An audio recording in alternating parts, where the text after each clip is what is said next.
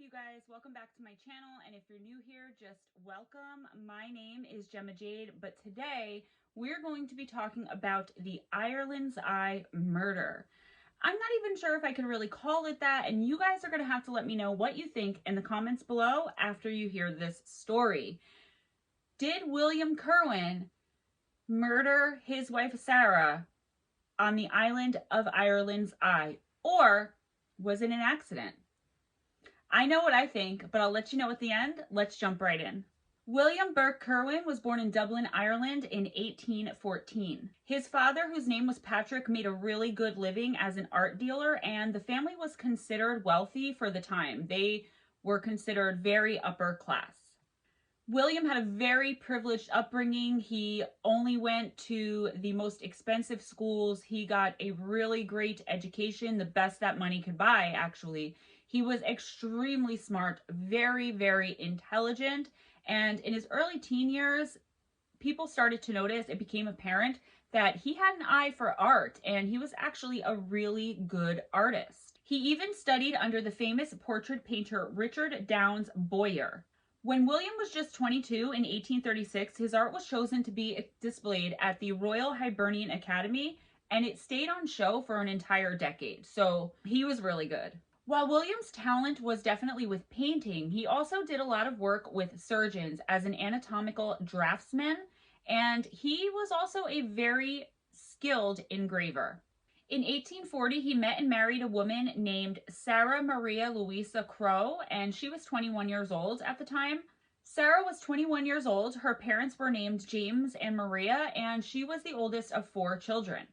Sarah was known to be extremely attractive, like super gorgeous. She had so many suitors, and several upstanding and sophisticated men were trying, like, vying for her attention to court her at the time that William had proposed to her.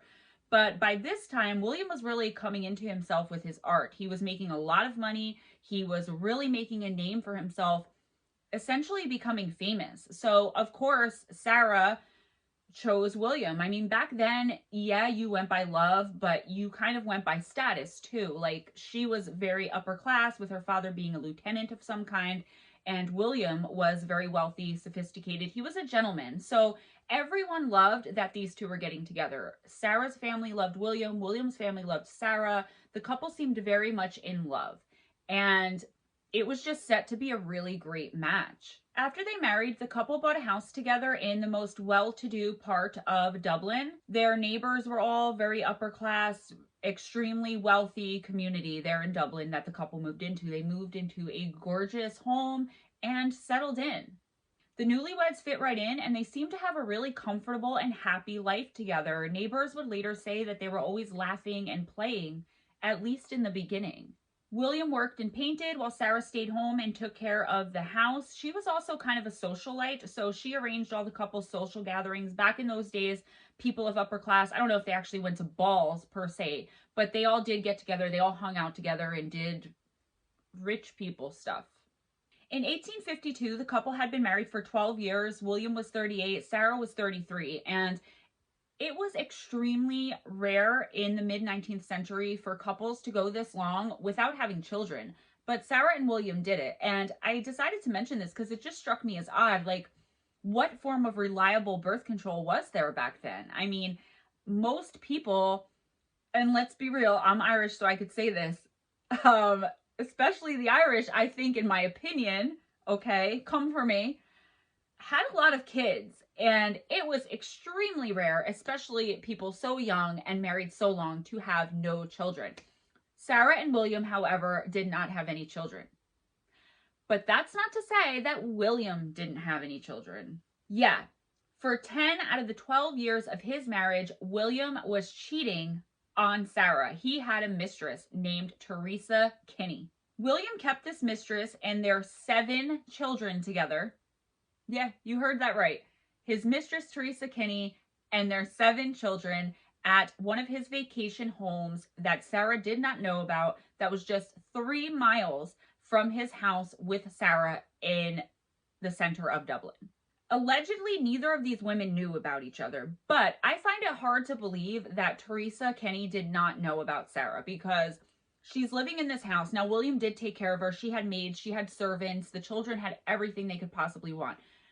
But first of all, so close in proximity to his wife, where everyone knows that he and Sarah are together. They run in this upper circle. And it's not like he left Teresa in this, shamble, ramshackle house. She had a gorgeous place with her and these kids. I don't find it hard to believe that Sarah didn't know about Teresa. Allegedly, the women did not know about each other. But I wonder, did Teresa wonder why William wasn't marrying her after having these 7 children together? I mean, that wasn't very common back in the day. I mean, he was a gentleman. He was a man in good standing. So for him to not marry her, especially after having all of these children, I think Teresa Kenny knew about it. And that comes back just a little bit later on. That's why I kind of wanted to mention it. So for this entire 10 years of this affair, William would tell his wife, Sarah, that he had to go away for work 3 nights a week, pretty much every week without fail. And it was these nights that he would spend with Teresa and their children. For the summer of 1852, Sarah and William decided to go on vacation to the seaside village of Howth, and I believe I'm pronouncing that correctly, Howth. If not, correct me in the comments, mush. Howth is located on the peninsula of Howth Head. The village was located about 9 miles from Dublin city center, and it was very upscale, very wealthy, so a lot of their friends and neighbors that they already knew would also go, and they'd stay for the entire summer, with William leaving 3 nights a week to go work when really he'd be going back to Dublin to see Teresa and his children. William was especially fond of this spot because he would sit for hours watching the horizon change and he would paint it as it did. It was really inspiring for him, and he got some of his best work done while on this island. The couple always stayed in the same lodging house owned by a woman named Mrs. Powell. There was a ton of rain that season, so warm, sunny, kind of island beachy days were really rare. They would spend their days looking for parts of the island that were kind of uninhabited as far as like people. They like to be alone a lot. They like to spend a lot of time together. I like to imagine that it was really romantic and they would hold hands and walk along the water's edge and kiss in the moonlight. But this is the Gemma Jade show, so we know this isn't going to end well, right, guys? Anyways, they like to find these little secluded nooks and crannies, and Sarah really loved this place too because one of her favorite things to do was swim and bathe. She was a really great swimmer and known a little bit as a daredevil. Like, she would go out farther in the water than you were supposed to. She would jump off cliffs. I mean, back in the day, this was very, very rare, especially for a woman, but it was just something she liked to do. She didn't go out of her way to do it, but while they were on this island, back in the Victorian era, bathing in like seawater, like in the ocean, was kind of known to have healing capabilities. Like the beach air and the sun on you. I mean, it really does. The sun gives you vitamin D and the salt water cleans, your wounds and helps your skin. So back in the day, they really, really thought this to be therapeutic. And Sarah loved it. She would do it every chance she got, even though it was really rainy. So the couple was looking forward to having, a day where there was no rain and it was pretty dry and it was great painting and bathing conditions. And they would soon get their wish. One of the couple's favorite spots to visit while on vacation in Howth was another island called Ireland's Eye. And I swear, before I die, I will make it not only to Ireland, but to Ireland's Eye. I'll bring you guys with me. I'll film it. The island of Ireland's Eye is located north of the harbor, and it's made up of the main island and then a rock range and then an islet called Thula. And again, I think I'm pronouncing that right, Thulla. The island has one really beautiful spring on it, but it's known for an extremely large freestanding rock called the Stack. And once again, the reasoning for William's love of the place was the beautiful, gorgeous scenery, and Sarah loved it because there were many places to bathe. This island was completely uninhabited, so people didn't live there. It was kind of just a place where the people that were vacationing on Howth, they would come and go to this island, and it was usually very crowded. So again, the couple would look for little spots where they can go, where William can focus on his painting and Sarah her bathing. Whether facing the islands or the mainland, this place had a spectacular view. And from the looks of pictures, I'll see if I can find some to put in here. It's still absolutely gorgeous. It's breathtaking. The couples would spend hours and hours here, like days. They would just go back to house to sleep and then come back. But the weather had to be good because you had to take this little boat there. And once you got dropped off by the boatman didn't come back to get you until your desired time. The Great Marcello Tower is and was located here. Seagulls would pop in, seals would pop up on the shore to keep them company. I mean, it just sounds so incredibly romantic. The Marcello Tower had been built in 1803, and it was meant to keep the threat of Napoleon and his troops from coming in. So obviously the threat was long gone, but the tower itself was still there. And again, it was spectacular. On Monday, September 6th, William and Sarah set out once again from Howth to the island of Ireland's Eye. It had finally stopped raining and the sun came out. It was perfect conditions for Sarah to bathe and William to paint. It was pretty much dry. It was just the gorgeous day that they had been waiting for. So they were super excited. The couple caught the boat at 10 a.m. The boatman brought them to the island with one other couple, Mr. and Mrs. Brew. The Brews were scheduled to be picked up at 4 p.m., but the Kirwans decided that they wanted to stay until 8 p.m. So the boatman said that he would return for the Brews at 4 and the Kirwans at 8. Again, they were really lucky as far as the weather, and they were also really lucky because there was only one other couple. So when the two couples got there, they made small talk, they chit-chatted a little bit. William had in his bag his painting tools, his little canvas, and Sarah had water, stuff for a picnic, and her bathing suit. Off they went, and there they were. When the boatman returned at 4 p.m. for Mr. and Mrs. Brew turned to Sarah and told her that she thought it was going to start raining. And she said that she would hate to see Sarah stuck out there until 8 p.m. for another 4 hours in the rain. And she asked Sarah if she wanted to return back to the mainland with them. Sarah politely declined, and Mr. and Mrs. Brew said their goodbyes, boarded the boat, and the boatman said he would be back at 8 p.m. for Sarah and William Kirwan. Back in Howth at around 7 p.m., a man named Henry Campbell was just walking down the street when he thought he heard a cry of distress sounding like it was coming from a woman coming from a mile away at Ireland's Eye. For whatever reason, he heard it, but it kind of like didn't register properly, I guess, because he just kind of blew it off. Until about 3 minutes later, he heard another cry of distress coming from Ireland's Eye, sounding like a woman screaming for help. Within 5 minutes, Mr. Henry Campbell heard this cry coming from Ireland's Eye 3 separate times, but he just dismissed it, did absolutely nothing about it, and went about his day. At the same time Henry Campbell thought he heard these cries of distress coming from Ireland's Eye, a fisherman named Thomas Larkin was coming back on his boat to the mainland from a day of fishing, and he passed Ireland's Eye right around 7 o'clock p.m. the same time. So an hour before the boatman was to go back and pick up the Kirwans. He also heard 3 distinct and separate cries for help from a woman coming from the island, but for whatever reason, he did not park his boat as he was passing the island to go and see what was going on, to see if anyone needed help. He just returned to the mainland, unloaded his fish or whatever, and went about his night. There were several people on Howth that night that heard these cries, and they all would testify to it later. At 8 p.m., the boatman arrived back at Ireland's Eye to pick up William and Sarah Kirwan. He was very surprised to see only William standing there waiting for him. Now, there was only one boatman that day, and it was this one. So he knew that Sarah was dropped off at 10 a.m. with the Brews and William. He knew that he had picked up the Brews at 4 and Sarah had not come with him. And he also knew that his was the only boat that was going back and forth from the mainland to the island. So he knows that Sarah did not go back to the mainland. So he inquired of William, like, hey, where's Sarah? We have to get going. Darkness is falling. It's about to be nighttime, and I have a schedule to keep. According to the boatman, William very calmly looked at him and stated that he had not seen Sarah, quote, in quite a while, end quote. He also mentioned to the boatman that the last time he had seen Sarah, she had mentioned to him that she was going bathing and swimming in a place on the island called the Long Hole.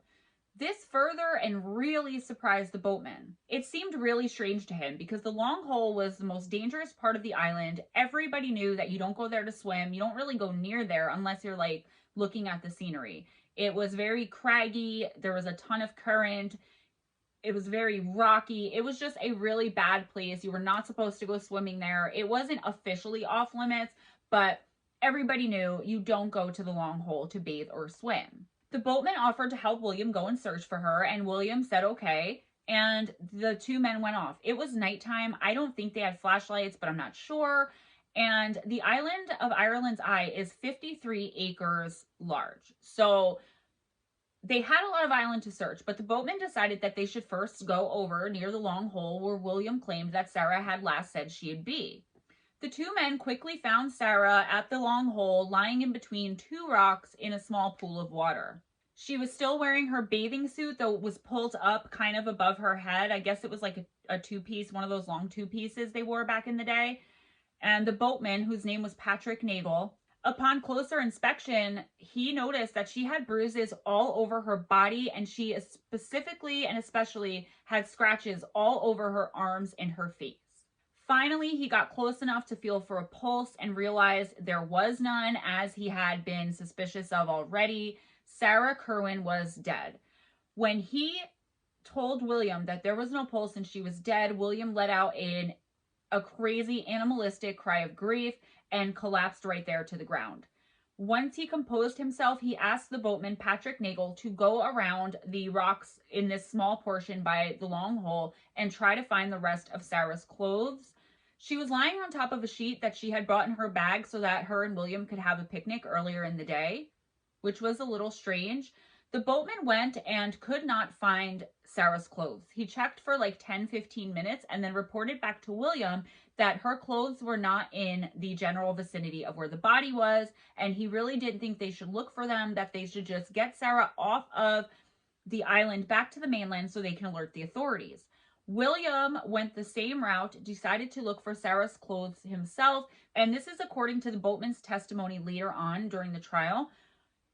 According to Patrick Nagel, William went around the same route he went to find the clothes, and then William came back empty-handed and told Patrick Nagel, like, no, her clothes are right over there by those two rocks. Patrick Nagel said he went back to the two rocks William had pointed out, but he had already searched there twice, and Sarah's clothes, according to him, were not there. However, he said that after William had went over there, so essentially he was saying that William, for whatever reason, had planted Sarah's clothes there. They were neatly folded. Somehow he thought that mattered. If the clothes were there, I'm thinking it was super dark, right? So maybe he could have missed them. I don't know what color the clothes were, how large the clothes were, how visible the clothes were. And I don't know why William didn't just grab them. Maybe he couldn't bring himself to touch her stuff. But at the same time, right after Patrick went back the second time and grabbed the clothes, he came back, they put the clothes into William's bag, and then they picked Sarah up, covered her with the sheet that was underneath her, put her in the boat, and got her back to the mainland, where Patrick Nagel immediately called the authorities. The very next day, an investigation was conducted, and it was concluded that Sarah Kirwan had died of an accidental drowning. Pretty cut and dry. She was trying to swim or bathe at the long hole where everyone knew you don't go. The locals and people who knew Sarah, though, were not convinced she had died this way. And they said even though she was kind of a daredevil in the water, she was a sensible woman who would never go and put herself in harm's way like that. For what purpose would she do that? And they were really angry. There was a student medical examiner is the one who gave the initial autopsy stating that she had accidentally drowned. There was no evidence of homicidal violence or foul play. The locals and the people who were a little bit suspicious of this conclusion called into question the expertise of this student. The reason it was a student is because he was the only one available on the island that day. Finally, after about a month and a half that Sarah had already been buried, these people were so annoying to the police that the police decided to have her body exhumed and re-autopsied by a more professional medical doctor with many more years' experience. I feel like at this point, if they're reconducting their investigation, is it possible that because of all the criticism and pressure from these peers and these locals questioning the initial autopsy, the initial cause of death, that the police might have went in this with tunnel vision, looking to arrest William for murder because that's what the locals were insisting and they just want it to be left alone? I don't know. Let me know what you think in the comments below. So anyway, this expert medical doctor with like 30 years experience comes out, exhumes the body after a month and a half, and then does an autopsy.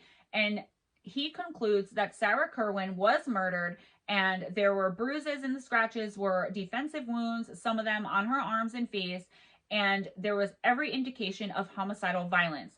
He said the cause and manner of death was strangulation. However, he gave no basis for this conclusion, no facts, no evidence. He just said, this is what I think happened. This is my conclusion. He had no evidence to back it up. The student doctor said she had drowned. She had water in her lungs. I didn't get to see the actual autopsy, but I did read about it. And he had far more facts and evidence to back up his conclusion that she had drowned. But this other, more professional, more experienced, esteemed doctor, coroner, decided that she had been murdered. And even though he didn't really give a reason as to how he came to this conclusion, the police arrested William Kirwan for the murder of his wife. I forgot to mention, before the investigators did arrest William, they were sifting through what was fact, what was rumor, and they started digging deeper into the couple's life. Obviously, William's affair came out. Now, back in that day, and I think even today, like, a man has an affair, if it's public, it's unacceptable, especially a wealthy, esteemed guy, kind of, famous. Everybody turned against him immediately, when half of the men that turned against him were also had mistresses, also had illegitimate children, also had them set up in their own homes. But because they were, classy enough to keep it under wraps, they all turned against William. And it looks to me like this was one of the first examples of kind of like a trial by media, because all the press were printing were things about William's extramarital affair with Teresa Kinney and about their children, and pretty much nothing else. They weren't sticking to the facts of what happened to Sarah. They were sensationalizing, trying to sell papers. So they focused very much on attacking William's character. I mean, after all, if he was the type of man who can keep a mistress and 7 children hidden from his wife and everyone else for 10 years, of course he was the kind of guy who could commit murder, right? One of the motives that the prosecution mentioned was that perhaps William got sick of Sarah and decided he wanted to marry Teresa, make the children legitimate, make an honest woman out of her. Now, we know Teresa didn't do it because she was nowhere near Ireland's Eye, but could she have put him up to it? They attacked her very badly too. Despite there being no eyewitnesses to the actual murder, the prosecution did present a pretty strong circumstantial case. The woman who owned the boarding house that the couple was staying in and that they always stayed in on their vacations to house, Mrs. Powell, she testified that all William and Sarah did was fight, and she had heard William threaten violence against Sarah constantly. He was very emotionally and verbally abusive towards Sarah. A lot of other people, friends and neighbors started coming forward from their community, stating how they had also seen William be both physically and verbally violent and assaultive towards Sarah, that he was very, very abusive towards her in pretty much every way, but just behind closed doors. So people would see it like their close friends when they were at parties and having drinks or stuff like that, that Sarah was kind of a kept woman and she did what she was told. And William was kind of this dictator in the house who abused her pretty bad. This was all hearsay though. People said they'd witnessed it, but there was no evidence. There had never been police reports filed. I mean, if all these people saw this, why didn't they call the cops? I don't know. I'm just speculating because obviously I think William's innocent. I mean, I lean 85-15, but we'll talk more about that. William had told the prosecution that he had not heard any cries coming from Sarah while on the island. This was a little weird even to me, because how did Henry Campbell and Thomas Larkin, the boatman and the gentleman walking down the street, hear this from a mile away on the mainland? And they heard it several times, and they weren't the only 2 people. Many people testified that they heard cries of help from a woman coming from Ireland's Eye around 7 p.m. 3 very distinctive cries within 5 or 6 minutes. So how William didn't hear it and all these people did, I don't know. But it's not like these people really knew each other that they can get together and commiserate against William. I don't know. William said he didn't hear it. I don't know.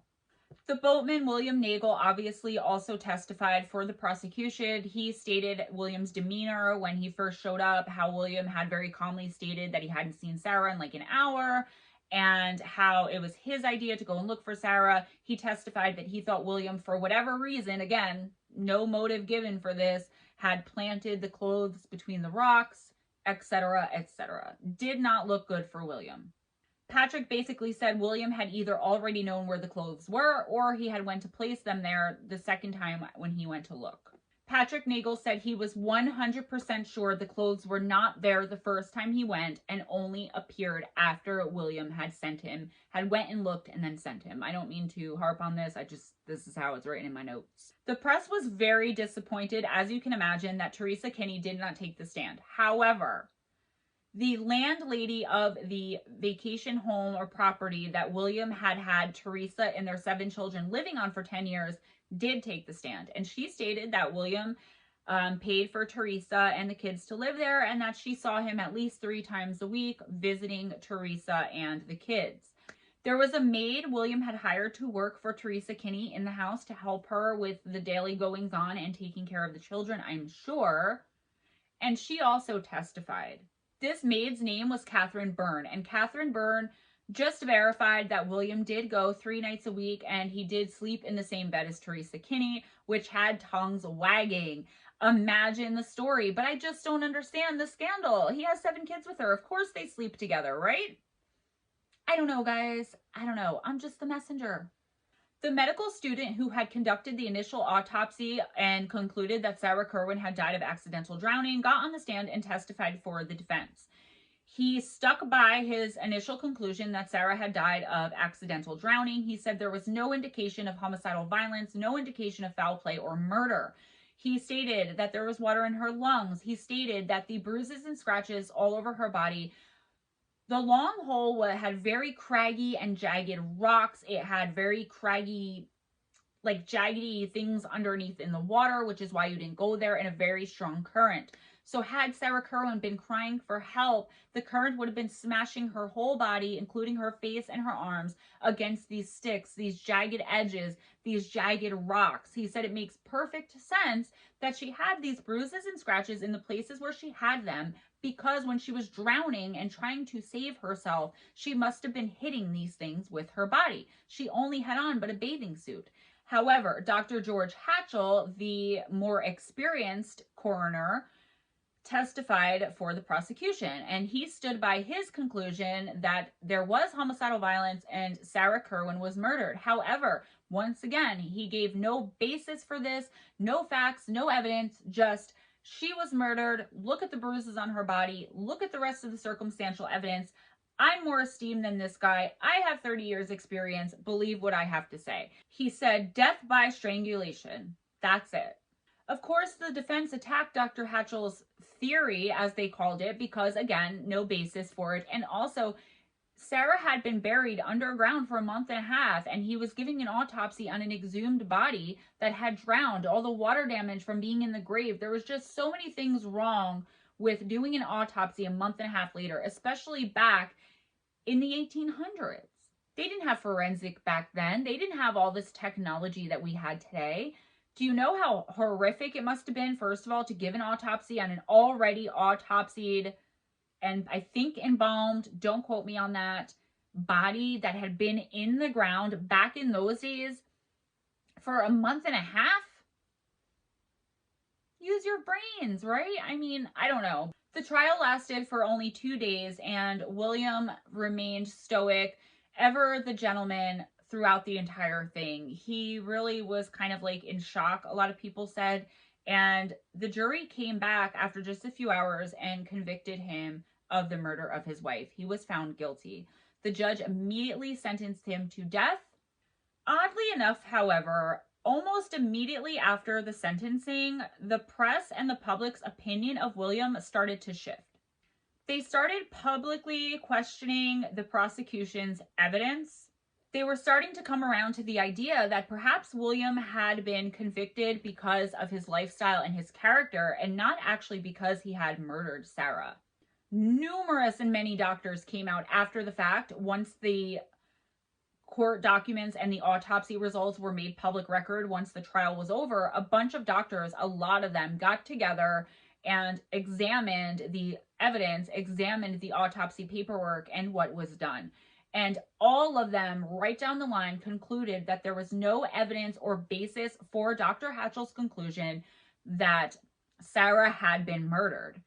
They all agreed with the medical student that Sarah had died of accidental drowning. They totally backed up and verified his work and agreed 100% with what he concluded, that she had accidentally drowned. And Sarah's family, especially her mother, never believed that William had killed Sarah. She stood behind William. Most of the family did throughout the entire trial. According to them, William, despite his extramarital affair that was very shocking to all of them, obviously, she said she had always known William to be a gentleman, courteous, respectful, loving, totally provided for and took care of his daughter in every possible way.